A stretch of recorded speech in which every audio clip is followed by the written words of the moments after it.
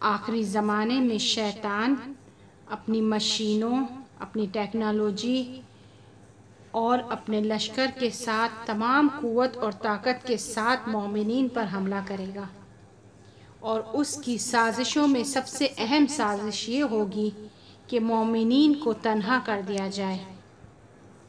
اسی لیے اسلام نے بہت زیادہ سفارش دی ہے مل جل کے رہنے کے اوپر۔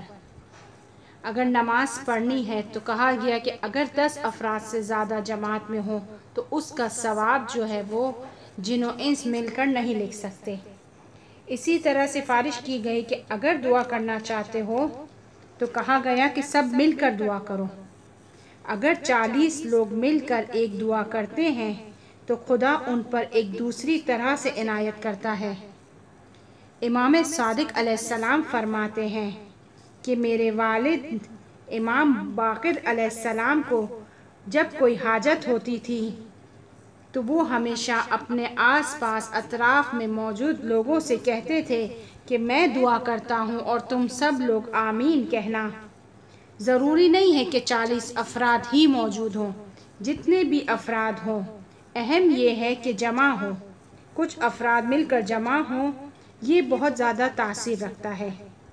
خاص طور پر دعا کے قبول ہونے میں بہت زیادہ تاثیر رکھتا ہے کہ کچھ افراد مل کر دعا کریں۔ آپ سب نے حدیث قصہ میں اس کو پڑھا ہوگا، ما ذکرنا ھذا فی محفل من محافل اہل الارض وفیہ جمع من شیعتنا ومحبینا۔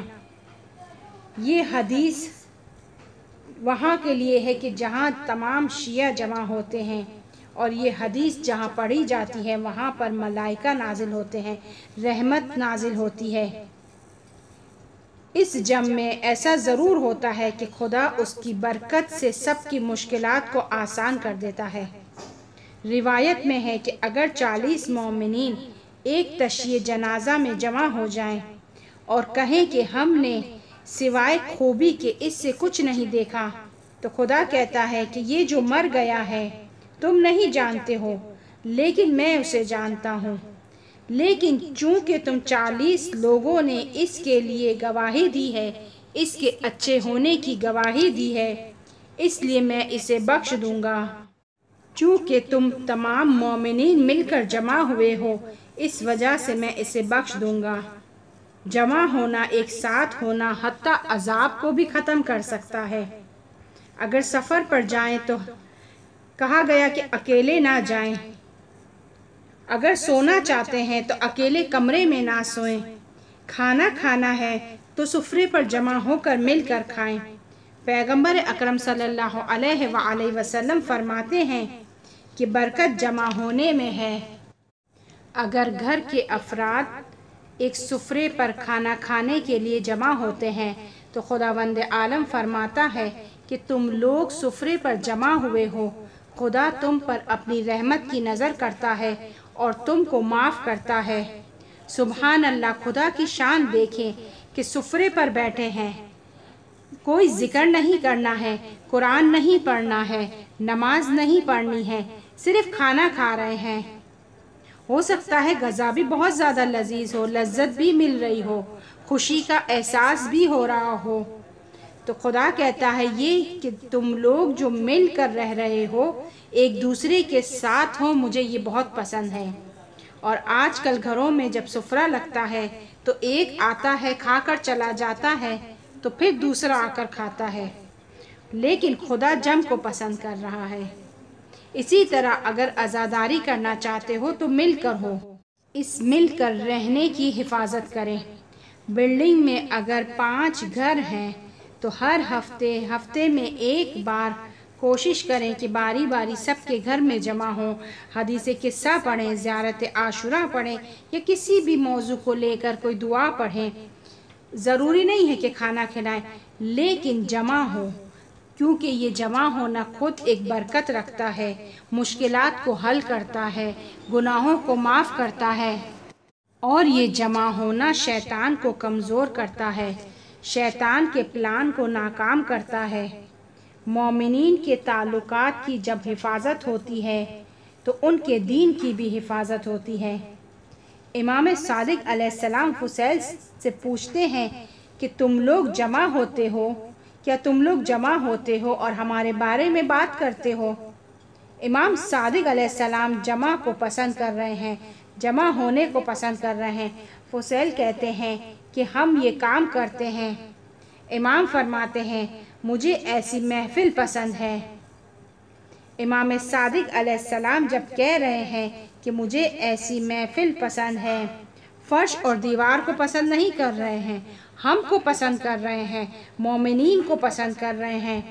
جب ایک مومن ایک شہر میں پریشان ہوتا ہے تو دوسرا مومن دوسرے شہر میں بے قرار ہوتا ہے، کیونکہ مومنین کے درمیان تعلق ہے، حقیقی تعلق ہے۔ اس کا دل بھی افسردہ ہو جاتا ہے۔ کبھی کبھی انسان جو افسردہ ہوتا ہے تو اس کی وجہ یہ ہوتی ہے کہ کہیں دنیا میں کوئی اور مومنین میں سے کوئی پریشان ہوتا ہے، تو چونکہ مومن کا آپس میں تعلق ہے، روحی تعلق ہے، اس لیے اس کا پریشان ہونا اس مومن کے اوپر تاثیر رکھتا ہے اور یہ بھی پریشان ہو جاتا ہے اور افسردہ ہو جاتا ہے۔ اور یہ بیان امام صادق علیہ السلام کی تعبیر کے مطابق ہے۔ ایک مومنی رابطہ ہے مومنین کے درمیان، آپس میں ایک مومنی رابطہ ہے، جیسے جڑواں بچوں کا آپس میں رابطہ ہوتا ہے۔ جڑواں بچوں کا آپس میں روحی رابطہ اس قدر ایک دوسرے سے زیادہ ہوتا ہے کہ اگر کوئی ایک جگہ پر مشکل میں ہوتا ہے تو دوسرے پر بھی اس کا اثر پڑتا ہے۔ یا جنگ کے زمانے میں ایسے بہت سے اتفاق پیش آتے ہیں کہ شہید محاذ پر گرتا ہے اور شہر میں اس کی ماں بے چین ہو جاتی ہے یا اس کا باپ بے قرار ہو جاتا ہے، تو اس کی روحیں آپس میں تعلقات رکھتی ہیں۔ جس طرح ماں باپ، بچے، بھائی بہن میں روحی تعلقات ہیں، اسی طرح مومن میں بھی آپس میں روحی تعلقات ہیں۔ اگر مومنین کے درمیان وہ حقیقی رابطہ ہو کہ جو قرآن بیان کر رہا ہے، جو احادیث بیان کر رہی ہیں کہ امام محمد باقر علیہ السلام کے بقول کہ اگر ایک پریشان ہو تو دوسرا بھی بے قرار ہو جاتا ہے۔ اگر انسان دیکھنا چاہتا ہے کہ وہ کس قدر مومن ہے تو دیکھے کہ دوسروں کی پریشان ہونے پر وہ خود کتنا پریشان ہوتا ہے۔ دیکھے کہ ایک دوسرا شیعہ جو اہل ولایت ہے کہ امیر المؤمنین علیہ السلام کا نور اور جلوہ اس مومن میں ہے، اس کے لیے انسان کتنا بے قرار ہوتا ہے۔ بے قرار ہوتا ہے یا بے خیال ہوتا ہے؟ وہ جو بے قرار ہے، جس کا دل اداس ہے، وہ تلاش کرتا ہے کہ اس کی پریشانی کو حل کر سکے۔ یہ بتاتا ہے کہ اس کے اندر ایمان والی روح ہے۔ پیغمبر اکرم صلی اللہ علیہ وآلہ وسلم کبھی کبھی بیٹھ کر روتے تھے کہ بعض افراد کیوں غلط کرتے ہیں اور عذاب سے دوچار ہوں گے۔ ان کا دل افسردہ ہوتا تھا، بے قرار ہوتے تھے۔ آج کل اقتصادی لحاظ سے ہم ایک بحرانی حالت سے گزر رہے ہیں، مہنگائی کا دور ہے۔ وہ جسے نہ صرف دوسروں کے درد پر درد محسوس نہیں ہوتا کہ فلانی مشکل میں ہے، اپنے ہاتھوں کو دوسروں کی جیب میں ڈالتے ہیں۔ وہ چیزیں جو لوگوں کی ضرورت ہے اس کی قیمتوں کو اوپر لے جاتے ہیں۔ اس کے تعلقات مومن کے ساتھ ٹوٹے ہوئے ہیں۔ ایسا شخص ایمان کے دائرے سے باہر چلا جاتا ہے۔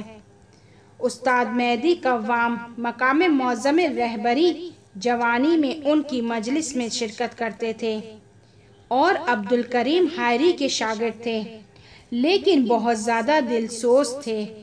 دوسروں کی پریشانیوں میں پریشان ہو جایا کرتے تھے، بے قرار ہو جاتے تھے۔ ایک مرتبہ تہران میں ایک سیلاب آیا اور تہران کی نہروں سے وہ سیلاب کا پانی گزر رہا تھا، بہت اسپیڈ میں گزر رہا تھا۔ پانی میں ایک کتا گر گیا اور اس طرح سے پھنس جاتا ہے کہ وہ نہ آگے جا سکتا تھا اور نہ خود کو باہر نکال سکتا تھا۔ اتفاق سے آغا مہدی قوام کا وہاں سے گزر ہوا، عمامے کو کنارے پر رکھا، لباس کو نکالا اور پانی میں اتر گئے اور کتے کو بغل کیا اور اس کو وہاں سے نکالا۔ کتا جو نجس العین ہے، گیلا بھی ہے، اس کو بغل کیا، اسے پانی سے باہر لائے۔ دل میں رحم رکھتے تھے۔ جو رحم نہیں کرتا خدا بھی اس پر رحم نہیں کرتا۔